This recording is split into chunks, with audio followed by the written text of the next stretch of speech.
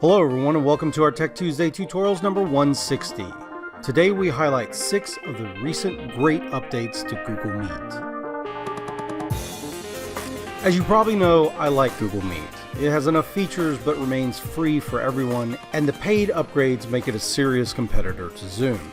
However, it has had some serious limitations, primarily in the administrative areas of hosting.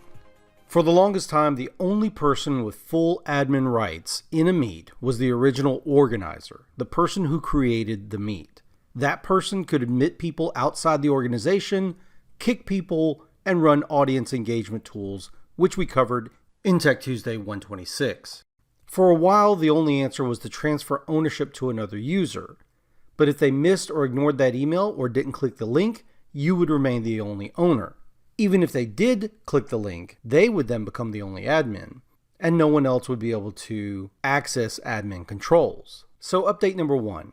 Recently, Google Meet enabled a new function where you could upgrade a participant to a co-host, allowing multiple people to control the Meet. But the problem was that you both had to be in the Meet in order to transfer that ownership. The issue here was if someone was creating the event for you or another instructor. It still required them to either transfer ownership ahead of time, you click on the link that is sent in the email, or they're in the Meet with you to grant you co-host access. So the second update is what kind of prompted me to make this Tech Tuesday. Now, and more recently, in addition to being able to assign co-hosts during the Meet, you can now add them prior to the event by scheduling it using Google Calendar. You simply open up Calendar, add participants, including the ones that you want to co-host, and then save it. Then go back and edit the event, click the gear icon, and type the email addresses of the co-hosts. Please note, they have to already be part of the event in order for them to be upgraded to co-hosts. Otherwise, it's not going to accept the email address. Now, this is really great because it allows staff to create meetings for guests or others and do not have to be there to host them. So a secretary could create a meeting for the admin and invite other people to it, and then grant the admin co-host access before the Meet ever happens. The third big update is the ability to chat with meeting participants in Calendar. So while you're here in the Calendar, I don't know if you know, but you can start a chat with any meeting participants in Calendar. So yeah, if there's a Meet attached to a Calendar event, you can now click on the chat icon and fire up a group chat with the people that are involved in that event. This might be handy for clarifying things about a Meet that you recently had, or maybe even one that you will have. Pretty handy. Update number 4 are host controls. So back over to Meet. All of this talk about host reminds me that they've consolidated where all of your host tools are. Look for the shield icon with a lock on it at the bottom bar to access all of your host controls. The fifth thing is the ability to end the meeting for everyone and for it to auto close.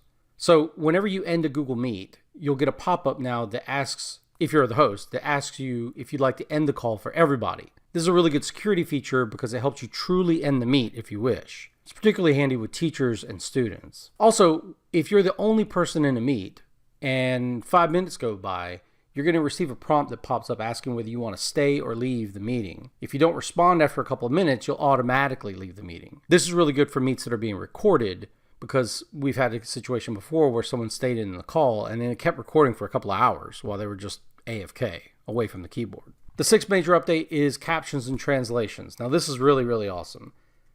You have the ability to set captions in your Meet so that people can read the words that are being spoken. This works in multiple languages. And it helps if you're in a Meet with the volume down, you have spotty connection, or even you might have a hearing impairment, or you just can't afford to play the audio at the time. You can access these captions in the settings menu under captions. Now, while we're here, note that you can enable translations. Yeah, that's right. Now, currently, this is new. Currently, these only work to translate spoken English into up to 4 different languages or so. You can't translate spoken Spanish into another language, and so on. Only English into a few languages now. However, this is being worked on, and more languages are going to be supported both for the spoken and the translated aspects. And now for a bonus tip. Did you know that you can open up a Google Meet from a doc or a slide? Yes, that's now a new feature. Just click on the link in a shared doc or slide to fire up a Meet. Now, why would you want to do this? because it launches a streamlined view of the Meet alongside the document, and it shares the document easier. Notice that it gives you a link to share, and you can easily share the document without leaving it. This is perfect for laptops, Chromebooks, or desktops with only one display, as it minimizes window and tab confusion. Oh, and a bonus tip. Coming soon, but not yet implemented, are the ability to have emojis within your Google Meet, the ability to support picture-in-picture in Google Meet, and live streaming directly to YouTube is coming. We'll put all that in a future Tech Tuesday video. So I hope you all enjoyed this video, and I hope you found it useful. And if you did, go ahead and click that like button. Heck, why not support us and click that subscribe button. Click on the bell icon to receive email notifications. Leave a comment or an idea for a Tech Tuesday video below. Share this video with your friends, and we'll see you guys in the next video. Bye-bye.